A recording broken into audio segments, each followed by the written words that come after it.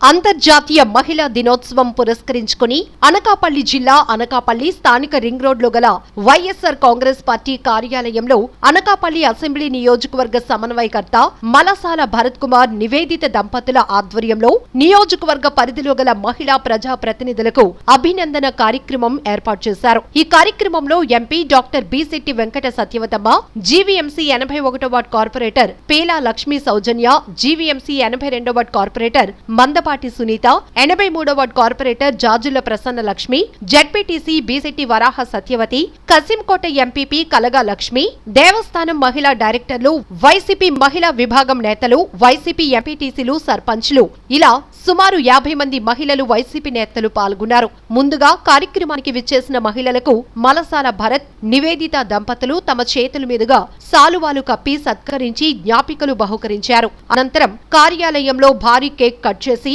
ఒకరికొకరు శుభాకాంక్షలు తెలుపుకున్నారు. ఈ సందర్భంగా మలసాల భరత్ మాట్లాడుతూ మహిళలంతా సంతోషంగా జరుపుకునే వేడుక అంతర్జాతీయ మహిళా దినోత్సవం అన్నారు. మహిళా సాధికారతే లక్ష్యంగా నిర్వహించబడే ఈ సంబరాన్ని ప్రతి ఏటా మార్చి 8న అత్యంత ఘనంగా జరుపుకోవటం ఆనవాయితీగా వస్తోందన్నారు. రాష్ట్రంలో వైసీపీ ప్రభుత్వం మహిళా సంక్షేమానికి పెద్దపీట వేస్తోందన్నారు. రాష్ట్ర కేబినెట్ లో మహిళలకు మంత్రి పదవులు, నగర మేయర్లు, కార్పొరేటర్ల పదవులు, కార్పొరేషన్ చైర్మన్లు, డైరెక్టర్లు, దేవస్థానాల డైరెక్టర్లు ఇలా ఎన్నో పదవులు మహిళలకు కట్టబెట్టి మహిళా పక్షపాతిగా ముఖ్యమంత్రి వైఎస్ జగన్మోహన్ రెడ్డి మహిళల మనసులో సుస్థిర స్థానం సంపాదించుకున్నారన్నారు. ఎంపీ సత్యవతమ్మ, కార్పొరేటర్లు, మహిళలు మాట్లాడుతూ మహిళలు పురుషులతో పాటు సమానంగా అన్ని రంగాల్లో రాణిస్తున్నారని పేర్కొన్నారు. అంతర్జాతీయ మహిళా దినోత్సవం కార్మిక ఉద్యమం నుంచి ఆవిర్భవించిందన్నారు. 1908లో తక్కువ పని గంటలు, మెరుగైన జీతం, ఓటు వేసే హక్కు కోసం అమెరికాలోని న్యూయార్క్ సెంటర్లో 15,000 మంది మహిళలు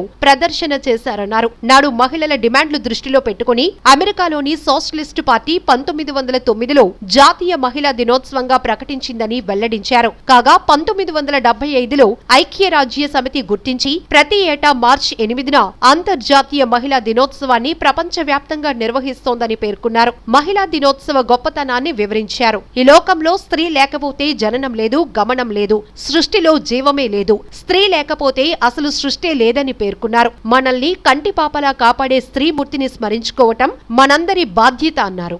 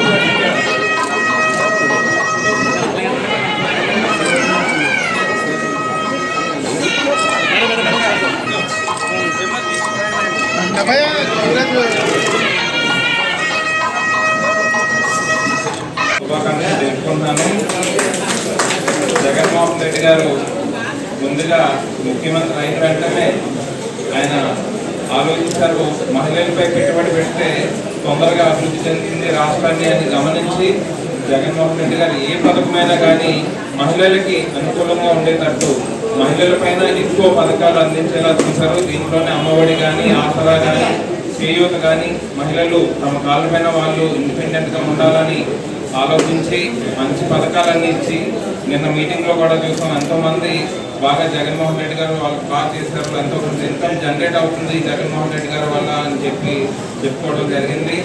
అదేవిధంగా జగన్మోహన్ రెడ్డి గారికి మహిళల పైన ఎంత ప్రేమ ఉందంటే సెక్యూరిటీ వైజ్ కూడా ఈ దిశ పోలీస్ స్టేషన్లు కానీ, మహిళా పోలీస్ స్టేషన్లు కానీ, దిశ యాప్ కానీ ఎన్నో కార్యక్రమాలు ఇంప్లిమెంట్ చేయడం జరిగింది.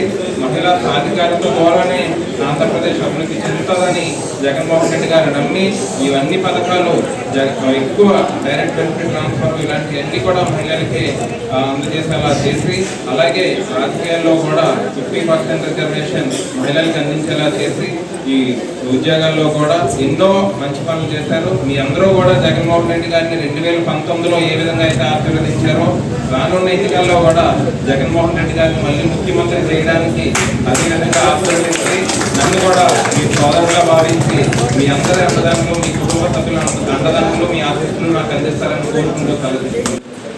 అంతర్జాతీయ మహిళా దినోత్సవం సందర్భంగా మేము సగౌరవంగా మా విజయం వెనుక మా భర్త కానీ, సోదరుడు కానీ, తండ్రి కానీ, మా కుటుంబ సభ్యులు పురుషులందరూ కూడా ఉన్నారని ఈరోజు సవినయంగా కూడా తెలియజేస్తున్నాం.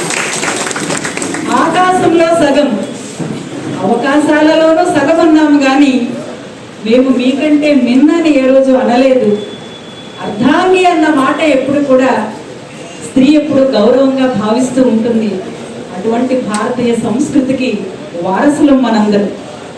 ఈరోజు ఆంధ్ర రాష్ట్రంలో గౌరవ ముఖ్యమంత్రి వర్యులు జగన్మోహన్ రెడ్డి గారు మరి ఏదైతే మన సాంప్రదాయాలు స్త్రీ గౌరవానికి, స్త్రీ యొక్క ఔన్నత్యానికి, ప్రతి స్త్రీకి కూడా ఒక నమస్కారం పెట్టే సంస్కారానికి పెద్దపీట వేసే విధంగా మహిళలకి రాజకీయాలలో 50% నామినేటెడ్ పదవుల్లో కానీ, పోస్టుల్లో కానీ రిజర్వేషన్స్ ఇచ్చి మరింత సముచిత స్థానం కల్పించారని చెప్పి ఈ వేదిక ద్వారా చెప్పడానికి నేను ఎంతో ఎంతో సంతోషిస్తున్నాను. దానికి ఉదాహరణ ఇక్కడ ఉన్నటువంటి మహిళా మణులందరూ కూడా. మరి అదేవిధంగా నిన్న చాలా చాలా దిగ్విజయంగా నభూతో నభవిష్యతి అన్నట్టు జరిగినటువంటి వైఎస్ జగన్మోహన్ రెడ్డి గారి 4వ విడత చేయూత నిధులు రాష్ట్ర వ్యాప్తంగా విడుదల చేసే కార్యక్రమం అనకాపల్లిలో జరగటం, దానిని మన గౌరవ స్థానిక శాసనసభ్యులు మంత్రివర్యులు అమర్నాథ్ గారు కానీ, మన ఇన్ఛార్జ్ భరత్ కుమార్ గారు కానీ, మరి వారి కుటుంబ సభ్యులందరూ, మరి సోదరిమణి నివేదిత చక్కగా మాట్లాడింది. ఇప్పుడు ఆమె కూడా నా అభినందనలు. వారి కుటుంబ సభ్యులు, మా నాయకులు అందరూ కూడా హార్నెస్లు కూడా కష్టపడ్డారు. దృఢంగా ఉంటే ఏం చేయగలదు, అలానే శారీరకంగా కూడా దృఢంగా ఉంటే ఏం చేయగలదని నిన్న ఒక మహిళ స్టేజ్ మీద స్పీచ్ ఇచ్చారు. ఆమెకి అందుతున్న ఈ చేయూత ఆసరా డబ్బులతో ఆమె ఏమేమి చేసుకొచ్చింది, ఆవిడ ఎంత పొదుపుగా చేసి ఎంత జాగ్రత్తగా చేసుకొచ్చి నెలకి ఎంత సంపాదిస్తుంది అనేది ఆవిడ చెప్తే అందరూ ఆశ్చర్యపోయారు. అంటే జగన్మోహన్ రెడ్డి గారు చేస్తున్నది జనాలందరికీ కొంతమందికి అది ఎందుకు ఇచ్చేస్తారు అనిపించిన ఆవిడ మాటలు బట్టి ఒక కుటుంబాన్ని ఆవిడ ఎంత చక్కగా ఆవిడ తెలివితేటలతోటి జగన్మోహన్ రెడ్డి గారు ఇచ్చిన డబ్బులతోటి ఆవిడ ఎంత బాగా అనుకున్నదో మనందరూ చూస్తే నిజంగా చాలా చాలా ఆనందం అనిపించింది. కాబట్టి మాట్లాడే వాళ్ళు ఎన్ని మాట్లాడినా జగన్మోహన్ రెడ్డి గారు ఇచ్చిన డబ్బుల వల్ల మాత్రం అందరూ చాలా చాలా బాగుపడుతున్నారు. ఎందుకంటే నేను సచివాలయంలో చూసాను ఏంటి ఎన్ని పథకాలు వచ్చాయి, ఎవరెవరికి ఎంత వచ్చాయి, అందులో 10 లక్షలు 12 లక్షలు వచ్చిన వాళ్ళు కూడా ఉన్నారండి 5 సంవత్సరాలు. చాలా చాలా ఆనందం అనిపించింది. కాబట్టి ఈ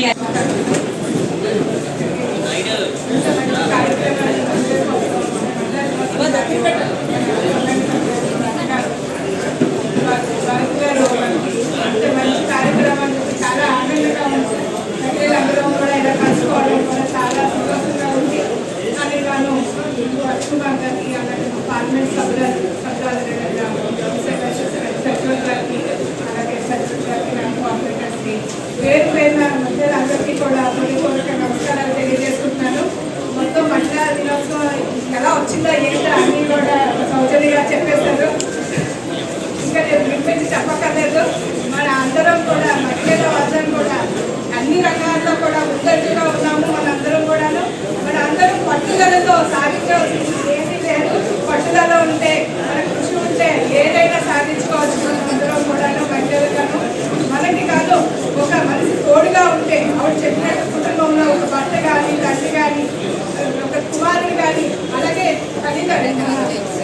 అన్నదమ్ములు కానీ ఎవరైనా తోడుంటే మనం ఏదైనా సాధించి చూపించగలం.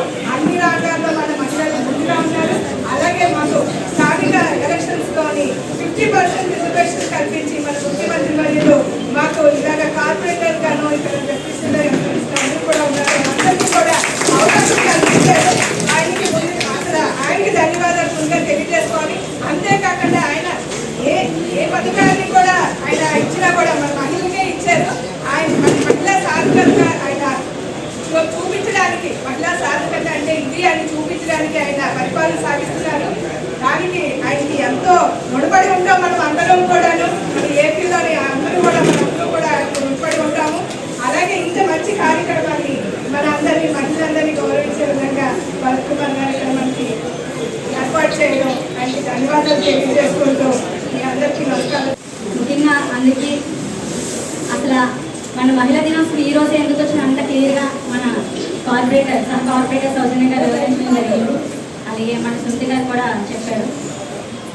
నా లైఫ్లో అంటే నాకు 8 years మ్యారేజ్ అయిపోయింది.